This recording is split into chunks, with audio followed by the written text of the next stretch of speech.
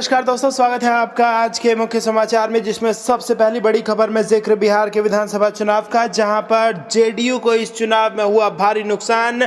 2005 से भी कम सीट जीत रही है नीतीश कुमार की पार्टी। इसी के साथ दूसरी बड़ी खबर में आपको बताएंगे कि उत्तर प्रदेश के उपचुनावों में धांधली का अखिलेश यादव देंगे सबूत। जी हाँ दोस्तों, उपचुनाव के नतीजों में धांधली हुई है और अखिलेश यादव ने यह बड़ा गंभीर आरोप भाजपा पर लगा दिया है। और तीसरी बड़ी खबर में जिक्र होगा मध्य प्रदेश के उपचुनाव का, जहां पर आपको बताएंगे कि बड़ी जीत के बीच बीजेपी को लगा बड़ा झटका और बड़ी नेता इमरती देवी हार चुकी है। हर एक खबर की गहराई में आपको ले जाएंगे दोस्तों, लेकिन उससे पहले अगर आपको भी ऐसा लगता है कि बिहार के चुनाव के नतीजों में कुछ ना कुछ गड़बड़ी हुई है, तो आप अभी इस वीडियो को लाइक कीजिए और इस लाल बटन को दबा के इस चैनल को फ्री में सब्सक्राइब करके घंटी बजाकर कमेंट में लिखिए जय हिंद। दोस्तों रुक करते हैं तमाम बड़ी खबरों की तरफ। जेडीयू को इस चुनाव में भारी नुकसान। 2005 से भी कम सीट जीत रही नीतीश कुमार की पार्टी। जी हां दोस्तों, बिहार विधानसभा के पिछले चुनावों की तुलना में नीतीश कुमार की पार्टी जेडीयू के लिए यह चुनाव थोड़ा महंगा साबित हो रहा है। इस बार जिन 115 सीटों पर जेडीयू ने उम्मीदवार उतारे थे, उनमें अब तक मात्र 43 सीटों पर यह पार्टी जीतती दिख रही है। उधर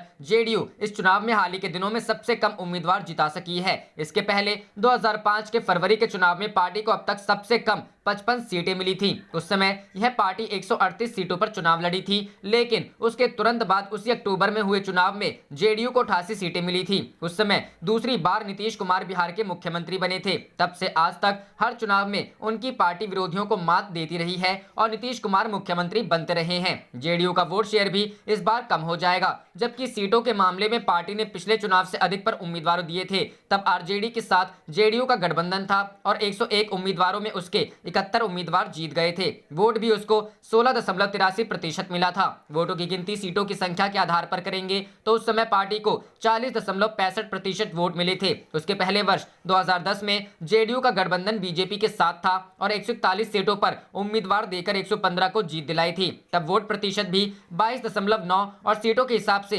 38.7% मिले थे। वर्ष 2005 के अक्टूबर चुनाव में भी पार्टी 139 उम्मीदवार देकर 20.5% वोट पाकर 88 उम्मीदवार जिताई थी। सीटों के हिसाब से उसे 37.17% वोट मिले थे। इस बार पार्टी की सीटों की संख्या के साथ वोट की प्रतिशतता भी कम होने का अनुमान है। रुक करते हैं अगली खबर की तरफ। उपचुनावों में धांधली, दूंगा सबूत, अखिलेश का बीजेपी पर गंभीर आरोप। जी हां दोस्तों, उत्तर प्रदेश की 7 विधानसभा सीटों के उपचुनावों के परिणाम से कुछ घंटे पहले समाजवादी पार्टी के अध्यक्ष अखिलेश यादव ने सत्तारूढ़ भाजपा पर चुनावों में धांधली का आरोप लगाया। अखिलेश यादव ने कहा कि राज्य की भारतीय जनता पार्टी सरकार ने उपचुनाव में धांधली की है। उन्होंने कहा कि परिणाम घोषित होने के बाद वह वीडियो साक्ष्य साझा करके अपने आरोपों की पुष्टि करेंगे।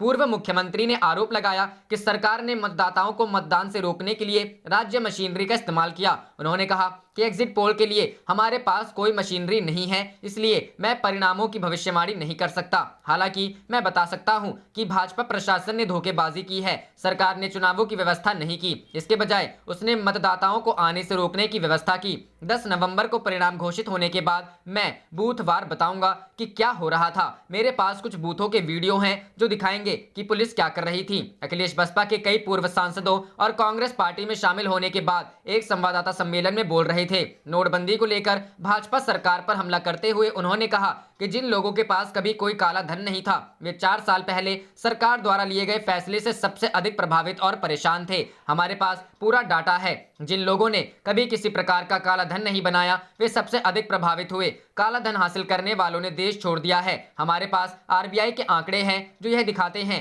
कि पुरानी मुद्रा की पूरी राशि उन तक पहुंच चुकी है। नतीजा यह है कि भारतीय अर्थव्यवस्था उस स्तर पर नहीं है जैसी होनी चाहिए थी, इसके बजाय यह नीचे जा रही है। उन्होंने आगे आरोप लगाया कि बीजेपी को 2017 उत्तर प्रदेश विधानसभा चुनाव जीतने में मदद करने के लिए 500 और 1000 रुपए के नोटों को स्क्रैप करने का निर्णय लिया गया। ऐसा इसलिए किया गया ताकि यूपी में बीजेपी जीत सके। केवल नोटबंदी ही नहीं, सरकार ने जो भी फैसले लिए हैं उसने लोगों को निराश किया है। भाजपा ने पूरे देश के लोगों का भरोसा तोड़ा है। सपा में शामिल होने वाले नेताओं में पूर्व बहुजन समाज पार्टी के सांसद कैलाश नाथ सिंह यादव और कैसर जहान, कांग्रेस के पूर्व सांसद बाल कुमार पटेल और पूर्व विधायक राम सिंह पटेल, सुनील कुमार यादव, रमेश राही और धीरेन्द्र प्रकाश शामिल रहे।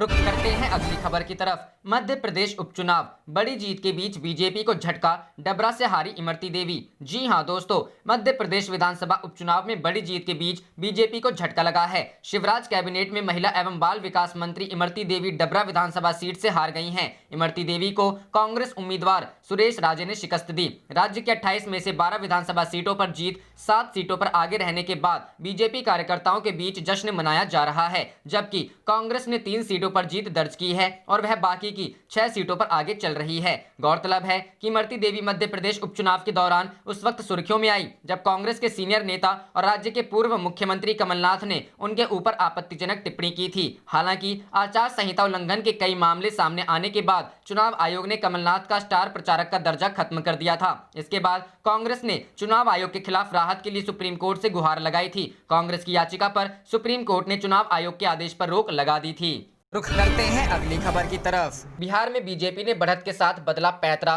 कहा नीतीश नहीं भाजपा का होगा सीएम। जी हां दोस्तों, बिहार विधानसभा के वोटों की गिनती जारी है। इसमें एनडीए को बढ़त मिल रही है। सबसे बड़ी बात है कि जेडीयू से अधिक बीजेपी को सीटें मिल रही हैं। इसके साथ ही बीजेपी ने पैंतरा बदलना शुरू कर दिया है। बीजेपी ने कहा नीतीश नहीं भाजपा का हो सीएम। बीजेपी की ओर से बिहार में सीएम पद को लेकर मांग उठने लगी है। बीजेपी प्रवक्ता और SC/ST मोर्चा के अध्यक्ष अजीत चौधरी ने कहा कि भाजपा है तो भरोसा है, जय भाजपा तय जय भाजपा। बिहार मांगे बीजेपी सीएम, जिसके बाद एक नया विवाद एनडीए में सामने आ गया है। पीएम मोदी और अमित शाह ने चुना था नीतीश को। बिहार विधानसभा चुनाव से पहले पीएम मोदी और केंद्रीय गृह मंत्री अमित शाह और बीजेपी के राष्ट्रीय अध्यक्ष जेपी नड्डा ने कहा था कि नीतीश कुमार की एनडीए के सीएम उम्मीदवार होंगे। चुनाव प्रचार में भी नीतीश कुमार के नाम पर बिहार में बीजेपी ने वोट मांगा, लेकिन मतगणना में बढ़ते के साथ ही बीजेपी ने पैंतरा बदलना शुरू कर दिया है। अब देखना है बीजेपी आलाकमान क्या फैसला लेता है।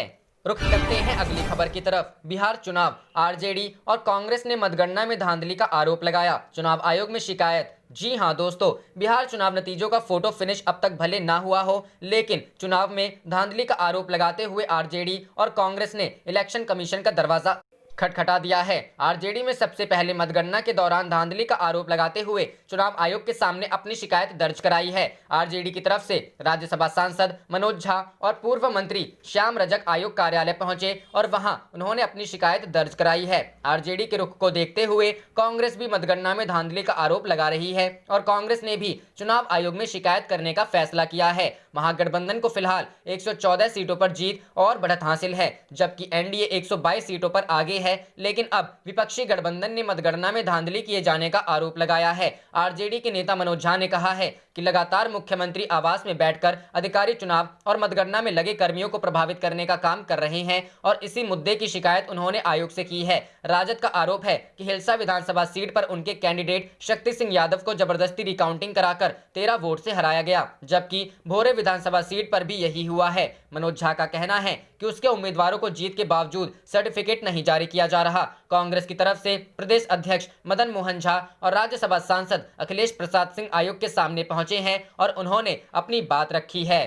रुख करते हैं अगली खबर की तरफ। शाम होते होते लालटेन जली, महागठबंधन ने फिर पकड़ी रफ्तार। जी हां दोस्तों, बिहार विधानसभा चुनाव में सत्ता पक्ष और विपक्ष के बीच कांटे की टक्कर चल रही है। रुझानों के मुताबिक सत्तारूढ़ एनडीए भले ही बहुमत के लिए जरूरी 122 सीटों के आंकड़े के आसपास दिख रहा है, लेकिन एक वक्त में काफी पिछड़ रहे महागठबंधन ने शाम होते होते एक बार फिर रफ्तार पकड़ी है। इस वक्त के रुझान के मुताबिक एनडीए 121 और आरजेडी के नेतृत्व वाला महागठबंधन 113 सीटों पर बढ़त बनाए हुए हैं। यदि दलगत स्थिति की बात की जाए तो सबसे बड़े दल के लिए बीजेपी और राजद के बीच कांटे की टक्कर दिख रही है। इस वक्त के रुझानों के मुताबिक बीजेपी 71 सीटों पर आगे है, वहीं राजद 74 सीटों पर बढ़त बनाए हुए हैं। यानी इस वक्त तेजस्वी यादव की पार्टी आरजेडी सबसे बड़े दल के रूप में उभरती हुई दिख रही है। बदलते समीकरण, मतगणना के रुझानों में भाजपा 71 सीटों पर आगे चल रही है और उसे एक सीट पर जीत हासिल हुई है, जबकि उसकी सहयोगी जेडीयू 42 सीटों पर आगे चल रही है और एक सीट पर जीत मिली है। मतगणना में हम पार्टी 3 सीट और वीआईपी पार्टी 5 सीट पर बढ़त बनाए हुए हैं। महागठबंधन से राजद 74 सीटों पर आगे चल रही है और एक सीट पर उसे जीत हासिल हुई है। कांग्रेस 21 सीट, माकपा 3 सीट, भाकपा माले 12 सीट, भाकपा 3 सीटों पर आगे चल रही है। बहुजन समाज पार्टी 2 सीट पर आगे चल रही है। असदुद्दीन ओवैसी को पार्टी AIM-IM 4 सीट पर आगे चल रही है। निर्दलीय 3 सीटों पर आगे चल रहे हैं। राजग से अलग होकर चुनाव लड़ने वाली चिराग पासवान का खाता खुलता नहीं दिख रहा है। लोजपा ने चुनाव में जेडीयू के उम्मीदवार के मुकाबले अपना उम्मीदवार खड़ा किया था। भाजपा और जेडीयू गठबंधन को अब तक 35.43% वोट हासिल हुए हैं, जबकि राजद कांग्रेस महागठबंधन को 32.13% वोट मिले हैं। बहरहाल चुनाव आयोग के सूत्रों ने बताया कि कोविड-19 के कारण इस बार मतदान केंद्रों की संख्या बढ़ाई गई थी और मतगणना लंबी खिंच सकती है। आप देख रहे थे आपका अपना चैनल जय हिंद जय भारत।